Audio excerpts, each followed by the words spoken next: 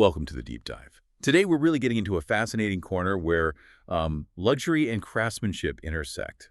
We'll be exploring an object that just perfectly blends tradition with some surprising innovation. So our mission today is to unpack the new Lang & Heyne Friedrich III Manufaktur edition. We're drawing insights from a really great article by Robin New over on monochromewatches.com.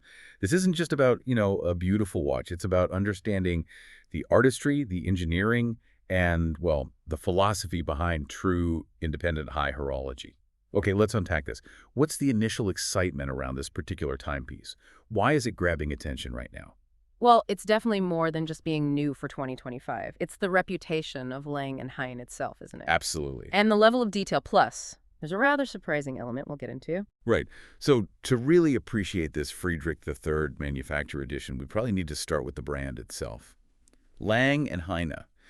They're described as a German house, and they've long been advocates for the highest levels of traditional watchmaking, really embodying that refined Saxon style.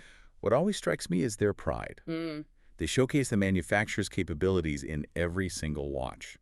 That's quite a statement. It is, and when people talk finishing, they consistently say, Lang & Heyne are among the very best. It's bold, but you see it. It's true, and what's fascinating here is how deeply they're ingrained in what the source calls traditional Saxon watchmaking codes. Now, that's not just a label for German-made. No, it's more than that. Exactly. It signifies a whole school of thought, a philosophy, really, of construction, decoration, the whole aesthetic. It defines that region's watchmaking heritage. We're talking techniques passed down, Generations of skill. Right. Extensive handwork, meticulous detail everywhere, and a specific visual language like the three-quarter plate or the amazing hand engraving. And for a brand like Lang & Heyne being categorized as independent watchmaking, that's really significant. Why is that independence so key here? Well, in an industry with so many huge groups, independents operate with this singular vision.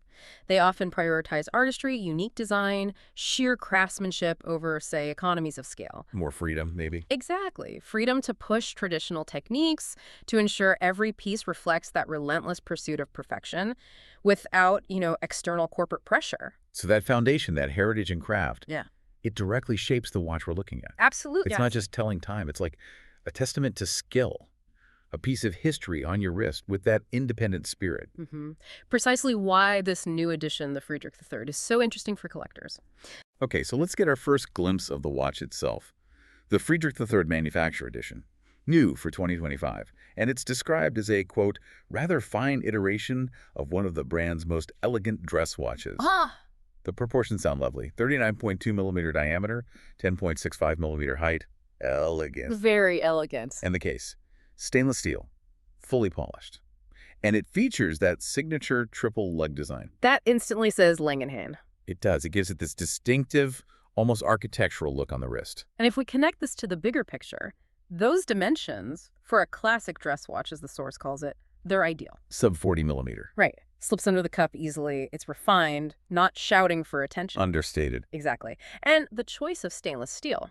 That's interesting for a limited luxury piece, isn't it? It is. You might expect gold or platinum. Sure.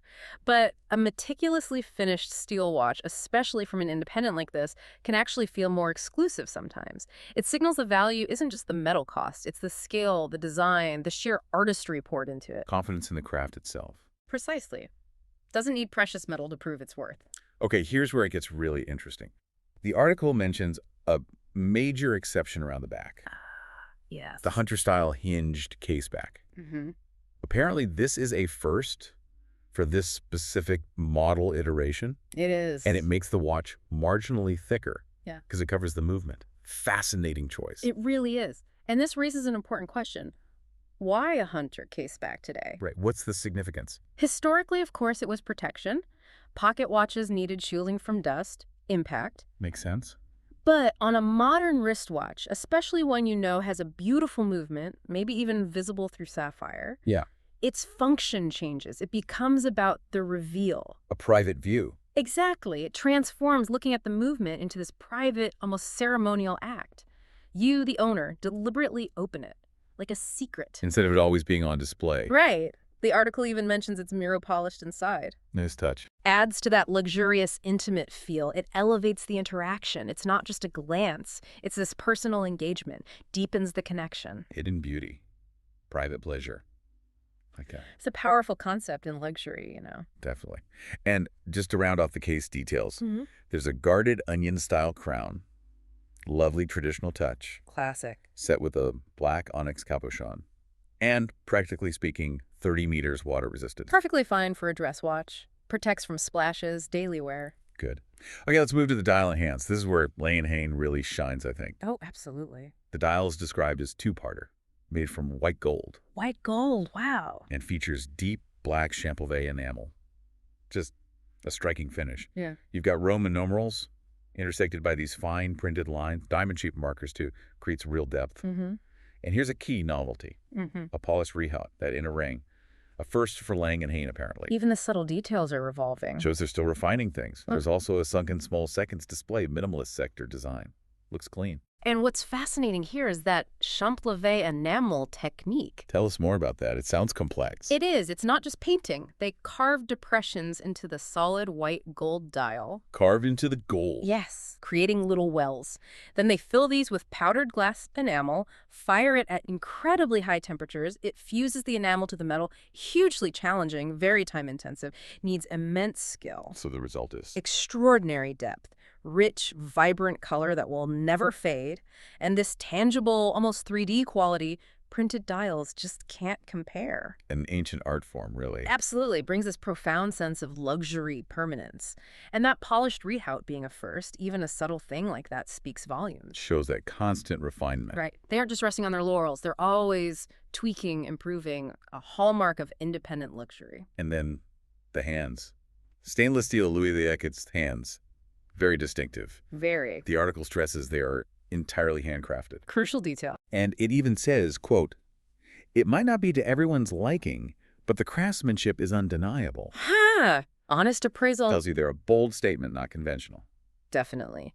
And if we connect this to the bigger picture, those Louis XVIII hands and the Baroque details mentioned in the source, it starts to click.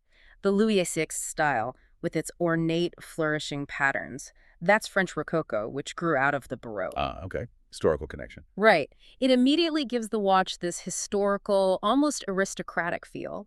Combine that with the deep champollion enamel of the classic Romans.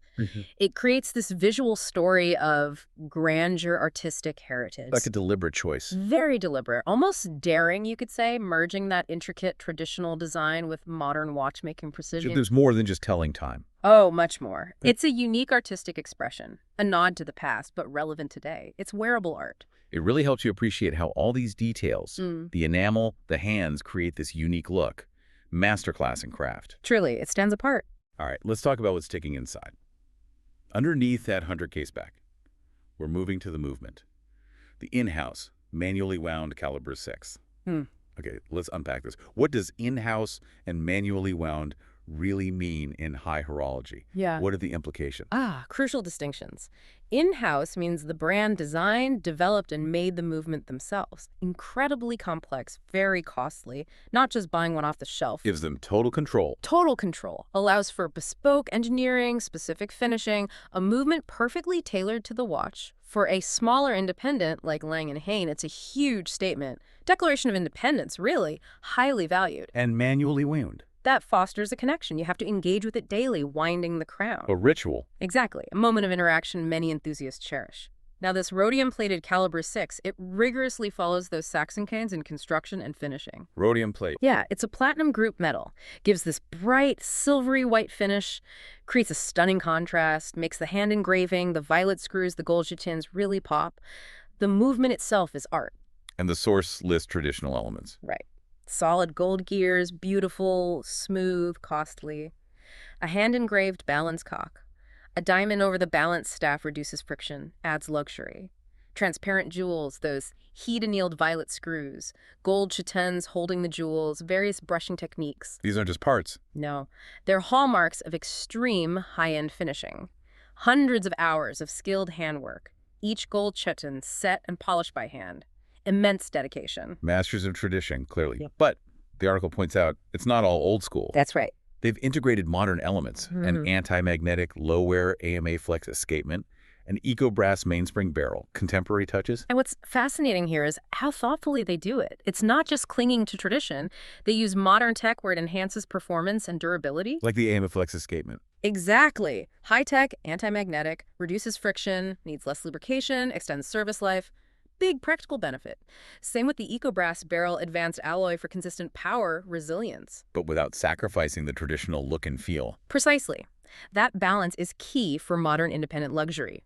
Respecting heritage, embracing innovation for reliability. It serves you, the owner, giving you something beautiful and robust, built to last generations. And the performance specs. Beats at a traditional 18,000 vibrations per hour, offers up to 55 hours of power reserve. Pretty decent power reserve. Yeah, very respectable. You can take it off Friday night, put it on Monday morning, might still be running.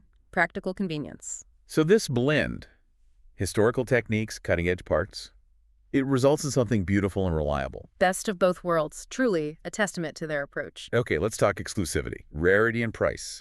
This Lang & Heyne Friedrich III Manufaktur Edition, limited to just 5 pieces worldwide. 5, that's incredibly rare. It's an astonishingly tiny number. Comes on a black alligator strap, shark leather lining, nice combo of luxury and durability.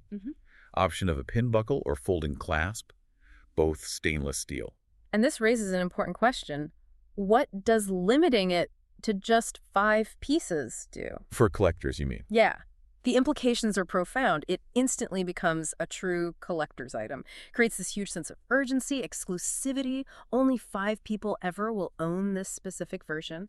Drives desirability, influences value now and likely in the future. And the price reflects that, presumably. Absolutely. EUR 50,000 excluding VAT. When you contextualize that, you're not just paying for the metal or the parts. Well, it's the rarity. Exactly. The rarity, the incredible hand finishing, the in-house movement, the independent provenance. It reflects hundreds of hours of specialized human skill, artistry, heritage. An investment in art and engineering. That's a good way to put it. A rare story few objects can tell. So what does this all mean? For you, the listener, the collector, we're looking at a package that's rare, meticulously handcrafted, historically informed, yet technically advanced. A real statement piece, pinnacle of artisanal watchmaking. So wrapping up this deep dive,